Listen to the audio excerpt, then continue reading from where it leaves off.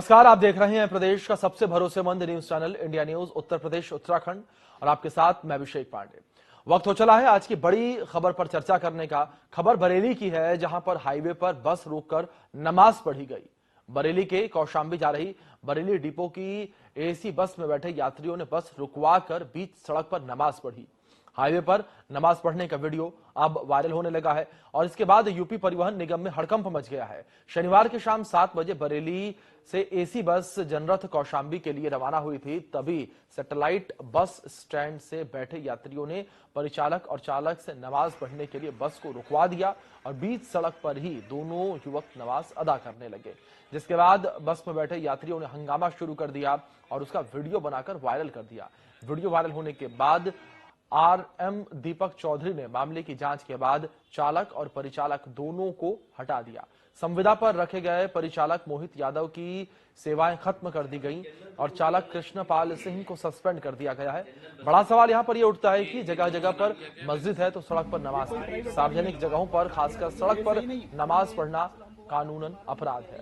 ऐसे में अल्लाह की इबादत के लिए कानून का उल्लंघन आखिर क्यों किया जा रहा है? इसी मुद्दे पर हमारे साथ एक खास पैनल भी जुड़ेगा, जिस पर हम विस्तार से चर्चा करेंगे। उससे पहले आपको सुनवाते हैं पूरे घटना के बारे में और परिवहन विभाग की ओर से किस तरीके की कार्रवाई की गई है। आप सुनिए। बरेली डिपो के समदा प्रचालक। हाँ, बताएं क्या हुआ था घटनाक्रम में ये 6:45 पर 2 सवारी आई थी। मेरी गाड़ी में सवारी ज़्यादा ना होने के कारण उन्होंने 2 सवारी बोली थी कि भैया 2 मिनट के लिए गाड़ी कहीं रोक देना कि हम नमाज पढ़ लेंगे। तो मैंने कहा ठीक है भाई, सवारी कम है तो हमने कहीं रोक देंगे हम। तो इसके बाद हम गाड़ी लेके चले मिलक से आगे, एक धमौरा और मिलक के बीच में कुछ सवारी आई। ये है कि बरेली डिपो की एसी जनरल बस थी जो कि दिल्ली जा रही थी। रास्ते में मेरे पास एक फ़ोन आया, मेरे पास भी आया, हमारे एआरएम हैं बरेली डिपो के, उनके पास भी फ़ोन आया कि बस को रोक लिया गया है, मतलब बस को रोका गया है, कोई नमाज पढ़ रहा है। ये कोई प्राइवेट गाड़ी नहीं, नमाज पढ़ना ये सही नहीं।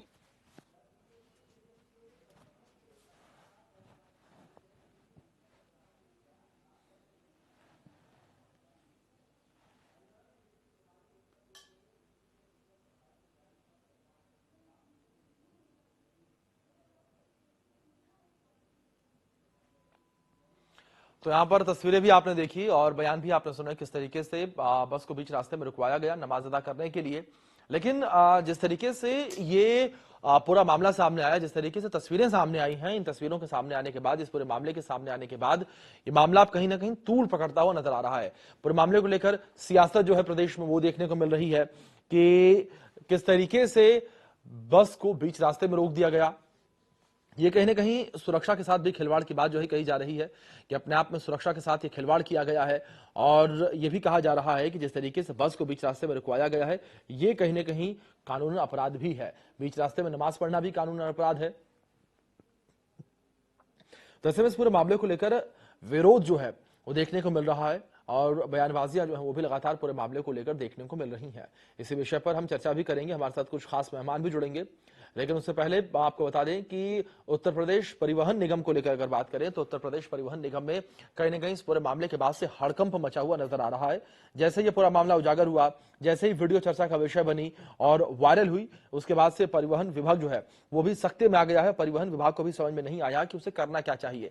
आनन फानन में यहाँ पर चालक परिचालक को लेकर आपको बता दें कि चालक को सस्पेंड कर दिया गया, तो वहीं परिचालक जो संविदा पर नौकरी कर रहा था उसे नौकरी से हटा दिया गया। तो वहीं दूसरी ओर जहां कार्रवाई तो कर ली गई है, लेकिन अब इस पूरे मामले पर सियासत जो है वो लगातार देखने को मिल रही है और पूरे मामले ने सियासी मोड़ जो है वो ले लिया है। सियासी गलियारों में भी पूरे मामले को लेकर चर्चाएं जो है होने लगी हैं, बयानबाजियां जो हैं वो देखने को मिल रही हैं और साथ ही साथ हिंदूवादी जो संगठन है वो भी इसको लेकर अपनी आवाज मुखर करते हुए नजर आ रहे हैं। हिंदूवादी संगठनों का ये कहना है कि जिस तरीके से बस को बीच सड़क पर रोककर नमाज अदा की गई है, ये किस कानून के दायरे में आता है? यात्रियों की सुरक्षा के साथ भी एक तरीके से खिलवाड़ है।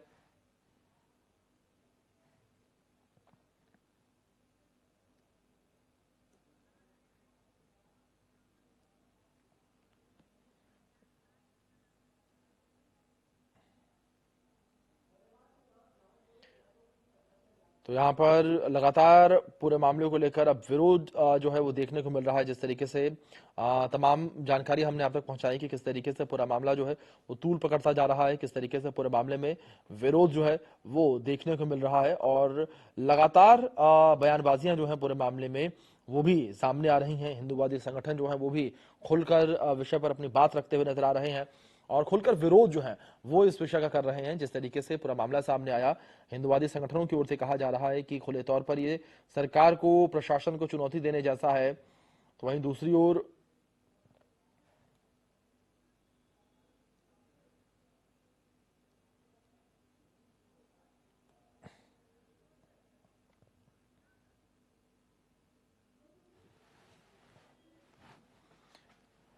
तो हाईवे पर नमाज पढ़ने का पूरा मामला इस वक्त प्रदेश में चर्चा का विषय बना हुआ है। तस्वीरें जो हैं वो चर्चा का विषय बनी हुई हैं। लगातार तस्वीरें जो हैं वो भी सोशल मीडिया पर वायरल हो रही हैं। तस्वीरें भी आपके स्क्रीन पर हैं, देख सकते हैं आप किस तरीके से बीच सड़क पे और वो भी चलती सड़क जो है वहां पर बस को रोका गया नमाज पढ़ने के लिए। तो ये अपने आप में अब कहीं ना कहीं पूरा मामला सवालों के घेरे में है कि आखिर क्यों बस को रोका गया, आखिर ऐसी क्या जरूरत आन पड़ी कि बीच सड़क पर नमाज अदा की गई। नमाज अदा करने के लिए, अल्लाह की इबादत करने के लिए क्या जान को जोखिम में डाल दिया जाए? इस तरीके के तमाम सवाल जो है वो भी उठने लगे हैं। इन्हीं सवालों के इर्द गिर्द हमारी आज की चर्चा जो है वो केंद्रित रहेगी। कुछ खास मेहमान भी हमारे साथ जुड़ेंगे इस चर्चा में।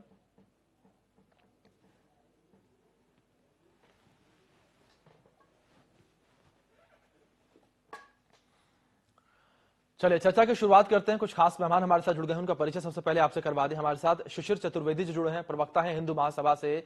ताहिरा हसन जी समाज सेवी हैं और मौलाना अली हुसैन कुम्मी जी जुड़े हैं हमारे साथ, मुस्लिम धर्मगुरु हैं। और आशीष गुप्ता बरेली से हमारे सहयोगी जुड़े हैं। सबसे पहले पूरे मामले पर हमारे सहयोगी से अपडेट ले लेते हैं। आशीष, सबसे पहले आपसे अपडेट लेना चाहूंगा पूरे मामले पर मैं।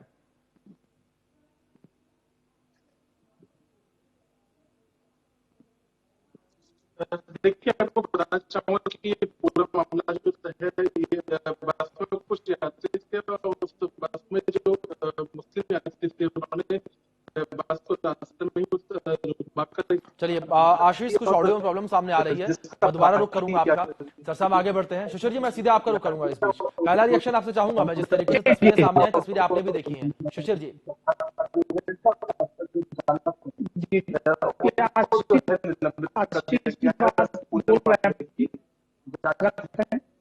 मैं बोलूं, स्टार्ट करूं जी?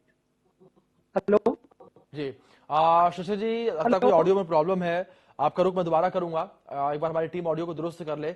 इस बीच मौलाना अली हुसैन कुम्मी जी का रुख करता हूं मैं।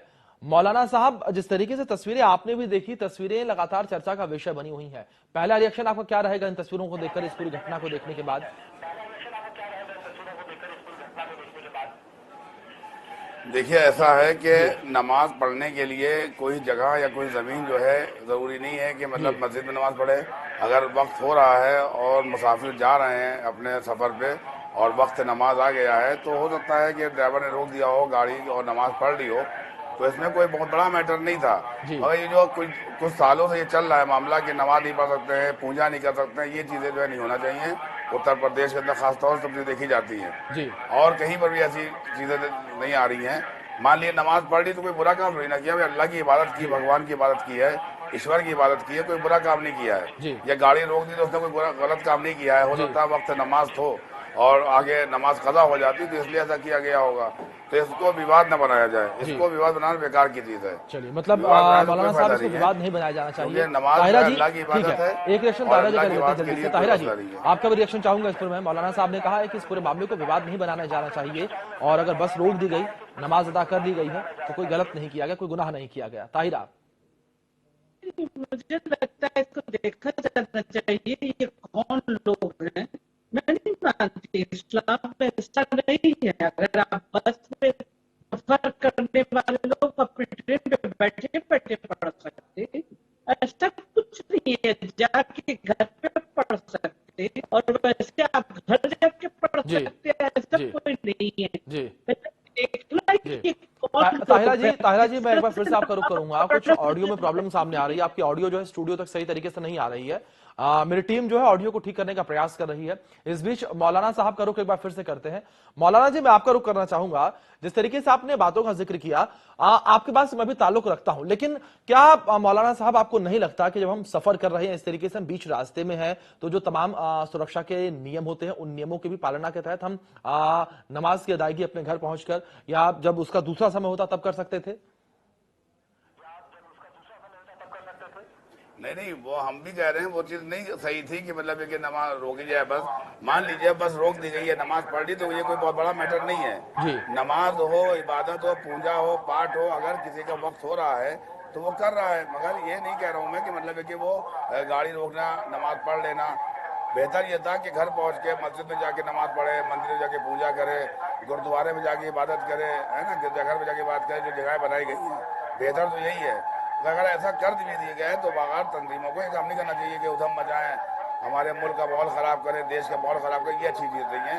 अमन, सलामती, भाईचारा, मोहब्बत कायम रखना चाहिए।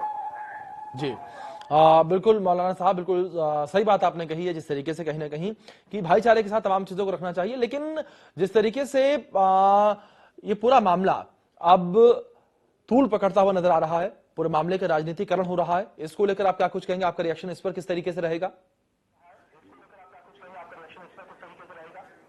नहीं, देखिए हमारे उत्तर प्रदेश के अंदर ऐसा नहीं कि सब उधम मचा रहे हैं, सब बुरा भला कह रहे हैं जी। 90% लोग अच्छे हैं, 10% लोग जो हैं हमारे देश का माहौल खराब करने की कोशिश करते हैं। हर धर्म में ऐसा होता है जी। अगर इस पर कंट्रोल किया जाए, इसी तंजीमों के ऊपर जिस पे एतराज किया जाता है, हम क्यों कह रहे हैं कि सही काम किया, मगर अगर हो गया है तो उसको आगे नहीं बढ़ाना चाहिए, समझा बुझा के मामले को खत्म कर देना चाहिए, प्रशासन को चाहिए उस पर कार्रवाई करे। मगर ये कि इबादत करने पाबंदी लगा दी जाए। भारत, पूरा दुनिया जो है अल्लाह की, भगवान की, ईश्वर की है।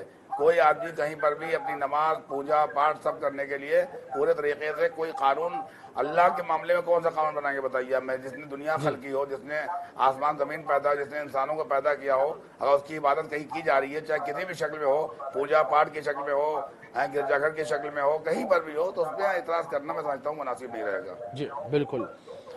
लेकिन मौलाना साहब, इस बीच मैं आपका रिएक्शन इस पर भी चाहूंगा, जिस तरीके से लगातार प्रदेश में ये भी कहा जा रहा है कि जो मुस्लिम समाज के लोग हैं, जो मुस्लिम समाज के हमारी भाई बहन हैं, उनको जो एक फ्रीडम है, उस फ्रीडम को भारतीय जनता पार्टी की सरकार में खत्म करने का प्रयास किया जा रहा है। इस बयान को, इस आरोप को किस तरीके से आप देखते हैं? क्योंकि अगर हम राजनीतिक दलों को लेकर बात करें तो राजनीतिक दलों की ओर से, यानी कि विपक्षों की ओर से लगातार इस तरीके के आरोप जो है वो लगाए जा रहे हैं। देखिए ऐसा है कि भाजपा सरकार हो या कोई भी सरकार हो, मैं समझता हूं कि भाजपा में ज्यादातर लोग अच्छे हैं। कुछ लोग हैं गिनती के जो ये बवाल खड़ा करते हैं और आपस में विवाद पैदा करते हैं। बाकी ऐसा नहीं कि भाजपा के लोग खराब हैं या भाजपा पार्टी खराब है, मगर कुछ लोग हैं जो विवाद पैदा करके आपस में चाहते हैं कि दूरियां पैदा हों। इन दूरियों को खत्म करने के लिए सरकार को चाहिए सख्त कदम उठाए और प्यार मोहब्बत से देश चल सकता है। नफरत से कोई देश या कोई मुल्क नहीं चल सकता है। ये देश की हमेशा की गंगा जमनी तहजीब गवाह है कि हर एक जो है मिलजुल के रहा इस देश के अंदर, चाहे वो हिंदू हो या मुसलमान हो या सिख हो या ईसाई हो। ऐसे ही रहना चाहिए। सरकारों को चाहिए ऐसे जो लोग हैं उन पर सब पाबंदी करें ताकि मोहब्बत प्यार ही कायम रहे। इबादत हर एक को हक है करने का, कोई भी धर्म हो, कोई भी मजहब हो, कोई भी कौम हो। इसमें कोई कानून का क्या दखल है बताइए मुझे पहले आप? इबादत करने में क्या कानून का दखल है मुझे बताइए आप पहले? कानून बना है इबादत के लिए, है देखिए बात सही। जी चलिए ठीक है। इस बीच हमारे सहयोगी आशीष गुप्ता हमारे साथ जुड़ गए हैं, उनका रुख कर लेते हैं सीधे। आशीष, इस पूरे मामले पर जानकारी आपसे हम चाहेंगे कि अपडेट्स अभी तक क्या कुछ सामने आई हैं और इस पूरे मामले में, इस पूरे केस में डेवलपमेंट्स किस तरीके से अभी तक देखने को मिली है? देखिए, मैं आपको बता दूं कि इस पूरे मामले में अभी तक जो परिचालक है उसको बर्खास्त किया जा चुका है और जो चालक है उसको आरएम ने सस्पेंड कर दिया है और पूरे मामले की जांच बिठा दी गई है। क्योंकि जैसा कि आपने नाहिरा जी को सुना कि बस में बहुत सारे लोग सफर करते हैं और उसमें यात्री हिंदू भी होते हैं, मुस्लिम भी होते हैं, और अब तक भारत में ऐसी कोई घटना सामने नहीं आई है जिसमें बस को रुकवाकर नमाज अदा करने की बात सामने आई हो। ये पहला ऐसा मामला है जब बस को रुकवाया गया और उसके आगे जो है नमाज अदा की गई, जिसका और यात्रियों ने विरोध भी किया। लिहाजा इस पूरे मामले के बाद एक नई परंपरा शुरू होने वाली है और उसी का उन यात्रियों ने भी विरोध किया था। और वहां पर चूंकि बस सुनसान जगह पर थी तो वहां पर किसी तरह का कोई हादसा भी हो सकता था, लिहाजा पूरे मामले का जो है जो यहाँ पर रोडवेज का क्षेत्रीय कार्यालय है उसने उसका संज्ञान लिया है और पूरे मामले की जाँच की जा रही है। जी बिल्कुल आशीष, पूरे मामले की जांच भी कहीं ना कहीं जरूरी है।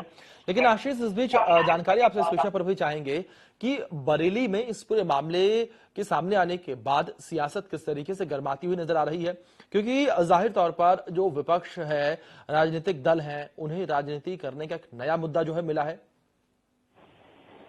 जी बिल्कुल, इस पूरे मामले में सभी का जैसा कि कहना यह है कि वक्त हो गया होगा, इसे नमाज अदा की गई होगी, लेकिन इससे पहले भी जो है तमाम जो है वक्त को पसंद करते रहे उस समय निश्चित तौर पर नमाज का समय भी हुआ होगा और इस तरह का मामला पहले कभी भी सामने नहीं आया। यहाँ तरीके जो कर रहे हैं कि नमाज को वक्त पर अदा किया जाना चाहिए और उसके लिए उन्होंने जो वक्त रुकवाया, वही जो स्कॉलर्स हैं, मुस्लिम स्कॉलर्स हैं, उनका साफ कहना है कि नमाज अगर आप सफर में है तो वो आप बाद में भी अदा कर सकते हैं, अपने घर पर आकर भी अदा कर सकते हैं। लिहाजा अब ये जो बस का नमाज अदा करने का मामला है, इसमें एक नई बहस को जन्म दे दिया। जी ठीक है। इस बीच हिंदू महासभा के प्रवक्ता शिशिर चतुर्वेदी जी हमारे साथ जुड़ गए हैं, एक बार उनका रुख करते हैं। शिशिर जी, आपसे मैं इस पूरे मामले पर रिएक्शन चाहूंगा पहला, कि किस तरीके से पूरे मामले को आप देख रहे हैं, क्या आपका रिएक्शन होगा?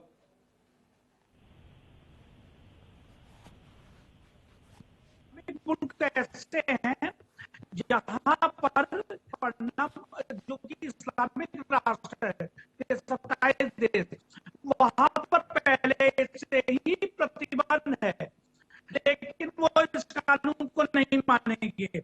इसके अलावा बता दें कि यहाँ पर सजा का भी प्रावधान है, आर्थिक दंड है इसमें 500 दिरहम, जो लगभग 8800 रुपए के बराबर रहेंगे।